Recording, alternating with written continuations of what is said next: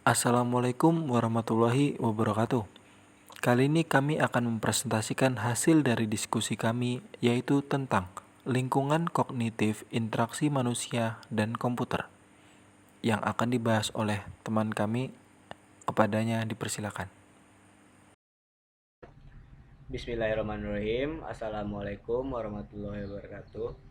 Di sini saya Rama Putra, perwakilan kelompok 7 mata kuliah interaksi manusia dan komputer, akan menjelaskan tentang materi kami, yaitu tentang lingkungan kognitif. Pertama, saya akan menjelaskan tentang apa itu kognitif, dan kalau tentang implikasinya akan dijelaskan oleh teman-teman saya berikutnya. Saya akan menjelaskan tentang apa itu kognitif dan macam-macamnya saja. Pertama, apa itu kognitif? Kognitif dapat dideskripsikan sebagai jenis proses yang spesifik, seperti contoh perhatian, persepsi, mengingat, belajar, membaca, berbicara, mendengarkan, penyelesaian masalah, perencanaan, dan pengambilan keputusan, seperti itu. Penting untuk diketahui bahwa proses kognitif saling bergantungan satu sama lain. Maka dari itu, aspek kognitif yang paling relevan adalah perhatian atau attention dan pengingat memori. Di sini saya akan menjelaskan tentang kognitif. Apa itu kognitif? Menurut menurut saya sendiri, saya lihat dari beberapa referensi dari internet, yaitu kognitif adalah bidang studi yang mempelajari kemampuan kognisi atau seperti persepsi, proses belajar, kemampuan memori, atensi, kemampuan bahasa, dan emosi, seperti itu. Dalam psikologi disebutkan juga adanya wilayah terapan psikologi, yaitu merupakan wilayah-wilayah di mana kajian dari kognitif ini dapat diterapkan. Salah satunya yaitu kekayasaan merupakan penerapan yang berkaitan dengan interaksi antara manusia dan mesin, seperti itu, untuk meminimalisir kesalahan manusia ketika berhubungan dengan mesin atau human error. Jadi, menurut saya hubungan interaksi manusia dan komputer dengan ilmu kognitif di dalamnya membahas tentang bagaimana pemahaman perilaku manusia, persepsi, dan proses kognitif itu sendiri merupakan keahlian untuk mengontrol motorik dan mengajukan model proses tersebut yang dapat memberikan pengetahuan yang bermanfaat dalam metode pencocokan mesin terhadap pengguna manusia. Penerapan itu sendiri yaitu proses kognitif dan analisis tentang perilaku pengguna, bahwa kita selalu berharap agar program aplikasi yang akan kita susun dapat dimanfaatkan oleh pengguna lain, seperti itu. Setiap pengguna mempunyai sifat berbeda satu sama lain, jadi sehingga perancangan sistem interaksi manusia dan komputer juga harus mempelajari aspek psikologi kognitif atau lingkungan kognitif untuk pengguna, untuk dapat memahami bagaimana pengguna dapat menggunakan sifat dan kebiasaan baiknya. Dalam kognitif itu sendiri, beberapa dasar yaitu menyediakan teknik evaluasi formal untuk mengukur kinerja dan opini terhadap sistem manusia dan interaksi pada komputer. Seperti itu. Ini saja bagian saya yang dapat saya sampaikan. Bagian untuk implikasi terhadap attention, memori, dan berbagai macam lainnya akan disampaikan oleh teman saya yang berikutnya. Terima kasih. Assalamualaikum warahmatullahi wabarakatuh. Assalamualaikum warahmatullahi wabarakatuh. Perkenalkan, nama saya Restu Kurniawan. Pada slide kali ini saya akan mempresentasikan tentang aspek kognitif dan implikasinya. Tension merupakan proses pemilihan suatu yang membutuhkan konsentrasi. Aspek ini membutuhkan sensor audio dan visual. Oke, kita bahas tentang contoh sensor audio dan visualnya terlebih dahulu. Contoh dari sensor audio adalah saat kita menunggu nama kita pada saat antrian, itu adalah salah satu contoh dari sensor audio. Sedangkan yang kedua, contoh dari sensor visual. scanning new feed atau live feed untuk mengecek tim sepak bola yang kita dukung apakah menang atau kalah itu adalah contoh dari sensor visual.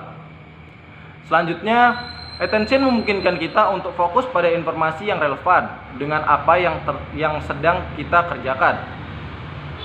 Selanjutnya, tingkatan proses ini bergantung pada yang pertama, apakah user memiliki tujuan yang jelas, sedangkan yang kedua, apakah informasi yang kita butuhkan terlihat mencolok atau tidak. Lanjut ke slide berikutnya. Oke, pada slide ini membahas tentang implikasi desain pada aspek cognitive attention adalah yang pertama, membuat informasi mencolok ketika dibutuhkan untuk menyelesaikan tugas tertentu. Yang kedua, gunakan teknik-teknik seperti grafik, animasi, warna, underling, urutan, dan lain-lain. Sedangkan yang ketiga adalah hindari memenuhi interface dengan terlalu banyak informasi, terutama untuk penggunaan warna, suara, dan grafik. Lanjut ke slide berikutnya. Pada slide ini hanya menampilkan contoh dari interface-nya. Bisa dilihat di samping saya. Mungkin hanya itu saja. Saya ucapkan terima kasih. Pada slide selanjutnya akan digantikan oleh teman saya. Assalamualaikum warahmatullahi wabarakatuh. Assalamualaikum warahmatullahi wabarakatuh. Saya Muhammad Maulana dari Lokal 7B ingin meneruskan presentasi dari kawan saya yang bernama Restu Kurniawan yang berjudul Aspek Kognitif dan Implikasinya. Aspek kognitif dan implikasinya perception. Persepsi menjadi proses kognitif yang kompleks karena melibatkan proses kognitif lainnya seperti memori, attention, dan language. Dalam interaction design, penting untuk menyajikan informasi yang dapat dengan mudah diasah dengan cara yang diinginkan. Implikasi perception pada interaction design harus dirancang agar jelas dan mudah diketahui meskipun diakses dari berbagai media. Yang kedua, aspek kognitif dan implikasinya. Bagian memori. Memori 1. Memori melibatkan pemanggilan pengetahuan yang memungkinkan user untuk mengambil tindakan yang tepat. Tidak mungkin bagi manusia untuk mengingat semua hal yang mereka alami. Proses filtering atau penyaringan. Proses filtering atau penyaringan digunakan untuk menentukan informasi apa yang akan diproses dan diingat selanjutnya. Kerja proses filtering atau penyaringan yaitu ada 3. Yang pertama, encounter. Yang kedua, penentuan informasi yang akan ditampilkan. Dan yang ketiga, interpretasi informasi. Baiklah, sampai di sini dulu yang bisa saya jelaskan. Selebihnya akan dijelaskan oleh teman saya yang bernama Diki Wahyudi. Mohon maaf atas kekurangannya. Assalamualaikum warahmatullahi wabarakatuh. Assalamualaikum warahmatullahi wabarakatuh. Perkenalkan, nama saya Diki Wahyudi dari kelas 7B. Di sini saya akan menjelaskan tentang aspek kognitif dan implikasinya. Terutama pada bagian memori. Implikasi aspek memori dalam interaction design yang pertama haruslah tidak membebani user dengan prosedur yang rumit. Karena interaktif design itu harusnya memudahkan user, bukan menyusahkan user. Yang kedua, gunakanlah interface yang recognizable. Contohnya seperti menggunakan menu, icon, dan lain-lain. Yang ketiga, berikan user beragam fasilitas yang dapat mereka gunakan untuk encoding informasi digital. Contohnya dengan menggunakan kategori, warna, tag, timestamping, dan lain-lain. Selanjutnya yaitu aspek kognitif dan implikasinya pada learning. Secara umum, manusia kesulitan dalam belajar sesuatu melalui instruksi atau panduan. Mereka lebih cenderung suka belajar dengan praktik langsung. Yang kedua yaitu GUI dan Direct Manipulation Interface cocok diterapkan pada aktivitas pembelajaran seperti ini karena memungkinkan user untuk mengundo atau mengulang kembali tindakan mereka. Yang ketiga, salah satu manfaat teknologi interaktif adalah dapat menyediakan cara-cara alternatif untuk mempresentasikan dan berinteraksi dengan informasi yang tidak didapatkan melalui buku. Implikasinya terhadap interaction design, yang pertama, rancanglah desain yang eksploratif. Yang kedua, rancanglah interface yang membatasi dan memandu user untuk memilih tindakan yang benar. Selanjutnya yaitu aspek kognitif dan implikasinya dalam reading, speaking, dan listening. Reading, speaking, dan listening merupakan 3 bentuk processing language yang hampir sama dengan properti yang berbeda. Kesamaannya adalah arti dari kata yang disajikan sama, meskipun dengan dibaca, dibicarakan, maupun didengarkan. Ya, perbedaannya adalah written language lebih bersifat permanen dibanding dengan didengarkan, karena berupa tulisan. Yang kedua, membaca bisa lebih cepat dibanding berbicara atau mendengarkan. Yang ketiga, mendengarkan membutuhkan kemampuan kognitif yang lebih sedikit dibanding dengan membaca dan berbicara. Selanjutnya, written language lebih bersifat gramatikal, sedangkan spoken language tidak. Baiklah, materi berikutnya akan disampaikan oleh rekan saya. Baiklah, saya Farhan, saya akan menjelaskan slide selanjutnya. Aspek kognitif dan implikasinya, yang reading, speaking, listening. Implikasinya terhadap interaction design, minimalkan panjang space, menus dan instruksi, berikan penekanan pada informasi instruksi yang voice based, berikan fasilitas untuk memperbesar teks pada layar tanpa mempengaruhi format. Aspek kognitif dan implikasinya, problem solving, planning, reasoning, decision making. Aspek kognitif ini menyangkut aspek kognitif lain seperti berpikir apa yang harus dilakukan, mengenali pilihan yang ada, serta mengenali konsekuensi dari setiap pilihan. Implikasi terhadap interaction design, sediakan informasi tambahan yang dapat mudah diakses untuk lebih mudah user memahami lebih lanjut. Gunakan fungsi-fungsi yang sederhana dan mudah diingat pada interface. Cognitive framework, terdapat beberapa teori dan framework seputar kognitif yang dikembangkan untuk menjelaskan dan memprediksi perilaku user. Internal growth of execution and evaluation. Information processing. Baiklah, selanjutnya akan dijelaskan oleh teman saya. Assalamualaikum warahmatullahi wabarakatuh. Baik, saya akan melanjutkan presentasi kami.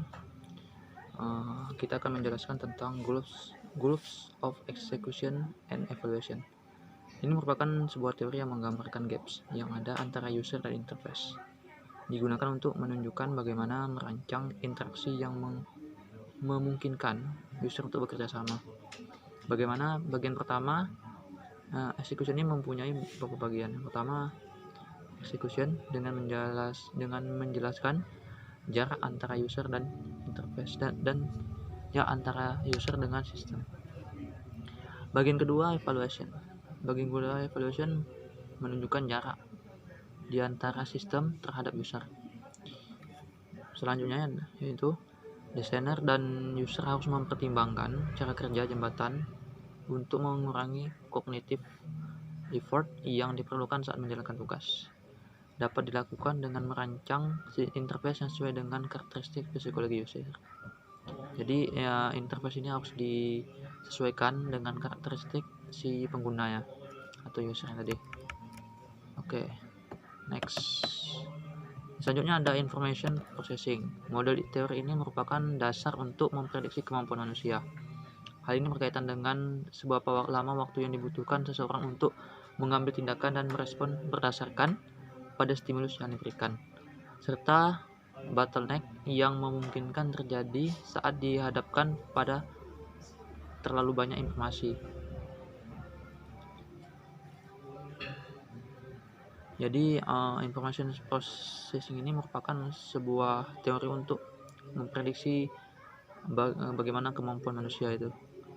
Istilahnya itu mengukur kemampuan manusia itu bagaimana, yang nantinya berkaitan dengan berapa lama waktu yang akan digunakan oleh seorang user untuk mengambil tindakan dan merespon berdasarkan stimulus. Oke, kita lanjut. Kemudian ada memori manusia. Secara umum terdapat 3 jenis atau 3 fungsi terhadap memori manusia ini. Yang pertama ada sensor memory, yang kedua ada short term memory, yang ketiga long term memory. Baik, untuk mengenai 3 fungsi utama dari memori ini akan dijelaskan oleh teman saya selanjutnya. Terima kasih. Saya mohon maaf atas segala kekurangan. Wabillahi taufiq wal hidayah. Assalamualaikum warahmatullahi wabarakatuh. Assalamualaikum warahmatullahi wabarakatuh. Saya Renggo Gustapianus. Saya di sini akan melanjutkan penjelasan dari teman saya dengan materi aspek kognitif. Itu ada 3, sensor memory, short term memory, dan long term memory. Yang pertama yaitu sensor memory. Sensor memory bekerja sebagai tempat penyimpanan sementara ataupun buffer untuk menerima stimulus dari indera. Sensor memori sendiri terdiri dari 3 saluran penyaring. Yang pertama, ikonik, ekoik, dan haptik. Ikonik sendiri memiliki penjelasan yaitu menerima stimuli penglihatan ataupun visual. Kemudian ekoik menerima stimuli suara, dan haptik menerima stimuli sentuhan. Isi memori selalu diperbarui setiap kali ada stimuli yang masuk. Contoh, kita dapat mengetahui perubahan letak jari tangan kita yang digerakkan di depan mata kita seperti ini contohnya. Selanjutnya informasi akan dilanjutkan ke memori jangka pendek dengan catatan hanya stimuli yang dibutuhkan saat itu berupa perhatian pikiran, salah satu dari sekian banyak stimuli yang masuk. Selanjutnya yaitu short term memory. Memori jangka pendek ini bertindak sebagai tempat penyimpanan data sementara, digunakan untuk menyimpan informasi yang hanya dibutuhkan sesaat. Memori ini dapat diakses dengan kecepatan lebih kurang 70 meter per second dengan penglihatan cepat kurang lebih 200 meter per second. Dan short term memory sendiri memiliki kapasitas kecil ataupun sangat terbatas. Selanjutnya yaitu long term memory. Memori ini diperlukan untuk menyimpan informasi dalam jangka waktu yang lama. Dan long term memory ini merupakan tempat menyimpan seluruh pengetahuan, fakta informasi, pengalaman, urutan perilaku, dan segala sesuatu yang diketahui. Kapasitas besar ataupun tidak terbatas. Kecepatan akses lebih lambat, kurang lebih 1/10 second. Ada 3 fakta pada long term memory, yaitu pertama store, forgetting, yang ketiga yaitu retrieval. Yang pertama yaitu store yaitu proses penyimpanan informasi. Yang kedua yaitu forgetting. Forgetting merupakan hilangnya informasi. Yang ketiga yaitu retrieval, yaitu pemanggilan informasi. Mungkin hanya itu saja yang dapat kami sampaikan. Jika terdapat kesalahan dalam presentasi kami mohon maaf sebesar-besarnya. Kami akhiri. Wabillahi taufiq wal hidayah. Wassalamualaikum warahmatullahi wabarakatuh.